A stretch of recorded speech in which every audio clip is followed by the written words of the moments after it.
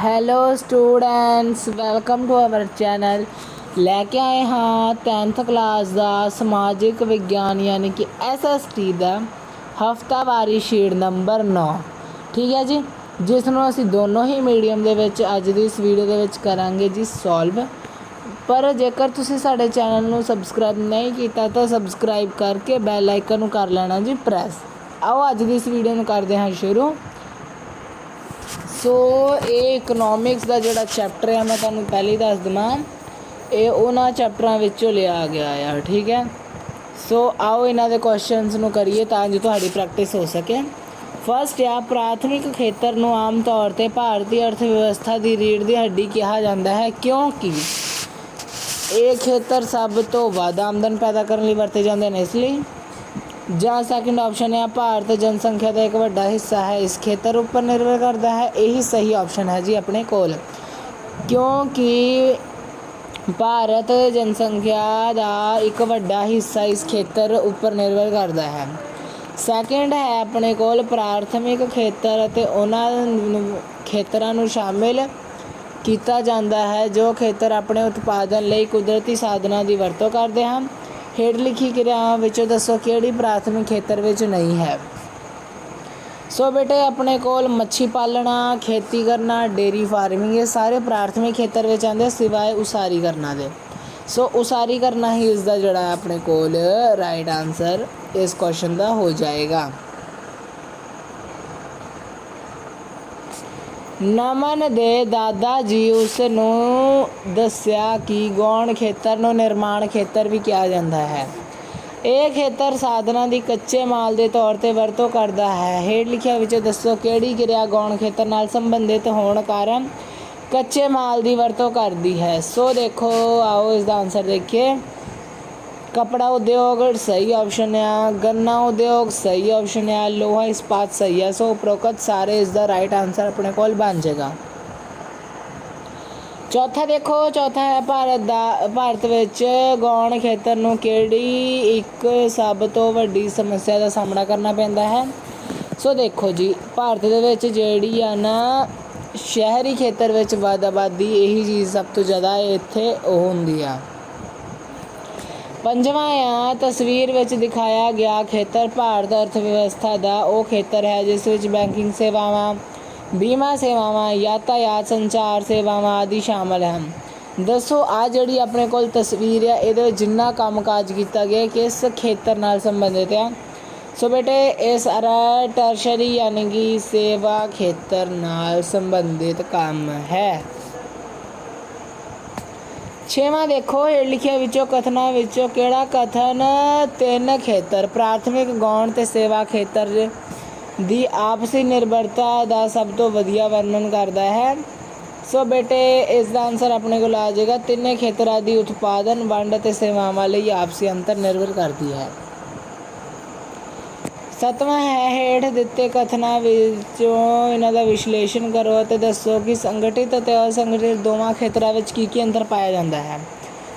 संगठित खेतर नौकरी पक्षों सुरक्षित खेतर जबकि असंगठित नौकरी पक्षों असुरक्षित। ठीक है, सरकारी और अर्ध सरकारी खेतर संगठित खेतर हैं जबकि असंगठित प्राइवेट खेतर का हिस्सा हैं। ठीक है, सो थर्ड देखो, थर्ड है संगठित खेतर नूं सरकार द्वारा नियंत्रित किया जाता है तो असंगठित खेतर नूं काम करने लई मालकां द्वारा किया जाता है या उपरोक्त सारे। सो बेटे उपरोक्त सारे ही इसका अपने कोल राइट आंसर बन जाएगा।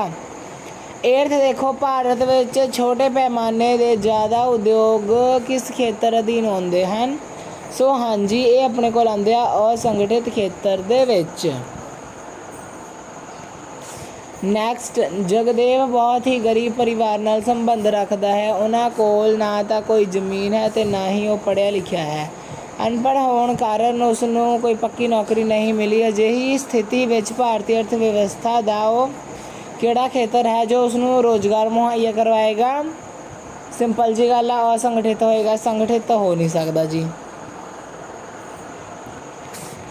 नैक्सट हरमन एक प्राइवेट फर्म में काम करता है जबकि उसके पिता जी एक सरकारी खेतर में काम करते हैं। हरमन के पिता जी उसनों ਦੱਸਦੇ ਹਨ ਕਿ ਸਰਕਾਰੀ ਖੇਤਰ ਇੱਕ ਸੰਗਠਿਤ ਖੇਤਰ ਹੈ ਜਿਸ ਖੇਤਰ ਵਿੱਚ ਕਰਮਚਾਰੀਆਂ ਲਈ ਪਹਿਲਾਂ ਤੋਂ ਹੀ ਕੰਮ ਕਰਨ ਦੇ ਨਿਰਧਾਰਿਤ ਨਿਯਮ ਕਾਨੂੰਨ ਵਰਗੀਆਂ ਵਿਸ਼ੇਸ਼ਤਾਵਾਂ ਮਿਲਦੀਆਂ ਹਨ। ਦੱਸੋ ਕਿ ਹੇਠ ਲਿਖਿਆਂ ਵਿੱਚੋਂ ਕਿਹੜੀ ਵਿਸ਼ੇਸ਼ਤਾ ਸੰਗਠਿਤ ਖੇਤਰ ਦੀ ਵਿਸ਼ੇਸ਼ਤਾਵਾਂ ਨੂੰ ਪ੍ਰਗਟਾਉਂਦੀ ਹੈ।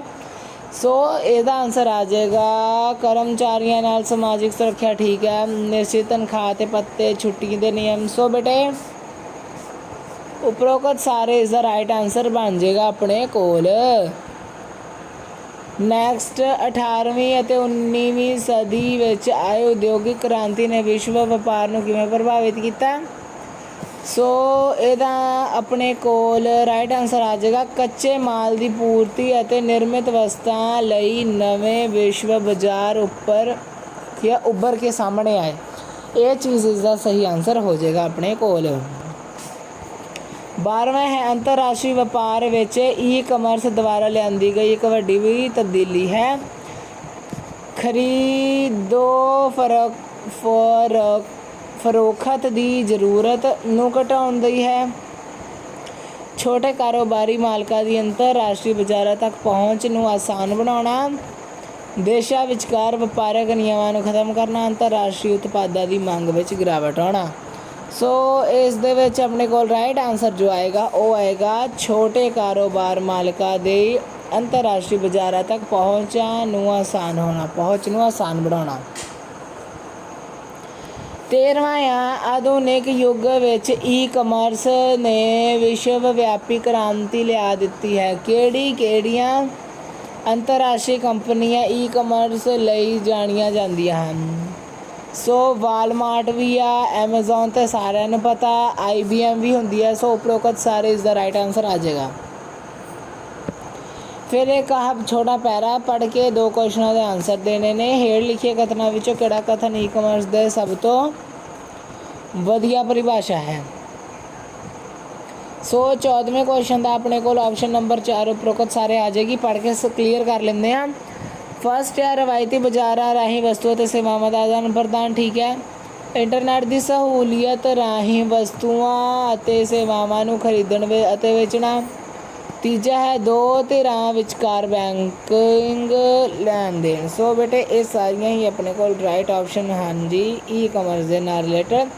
ਸੋ ਉਪਰੋਕਤ ਸਾਰੇ ਇਸ ਦਾ ਆਨਸਰ ਆਪਣੇ ਕੋਲ ਬਣ ਜਾਂਦਾ ਹੈ। ਫਿਰ ਦੇਖੋ ਜੀ ਆਪਣੇ ਕੋਲ ਲਾਸਟ ਕੁਐਸਚਨ ਹੈ ਖਪਤਕਾਰ ਲਈ ਈ ਕਮਰਸ ਦੇ ਮੁੱਖ ਲਾਭ ਕੀ ਆ। ਸੋ ਬਹੁਤ ਵੱਡਾ ਅੰਤਰਰਾਸ਼ਟਰੀ ਬਾਜ਼ਾਰ, ਕਿਸੇ ਵੀ ਸਥਾਨ ਅਤੇ ਸਮੇਂ ਖਰੀਦਾਰੀ ਕਰਨ ਦੀ ਸਹੂਲਤ, ਸਮੇਂ ਦੀ ਬਚਤ ਹੈ ਉਪਰੋਕਤ ਸਾਰੇ। ਸੋ ਹਰ ਵਾਰ ਦੀ ਤਰ੍ਹਾਂ ਇਸ ਦਾ ਵੀ ਆਨਸਰ ਉਪਰੋਕਤ ਸਾਰੇ ਬਣ ਜਾਏਗਾ ਆਪਣੇ ਕੋਲ।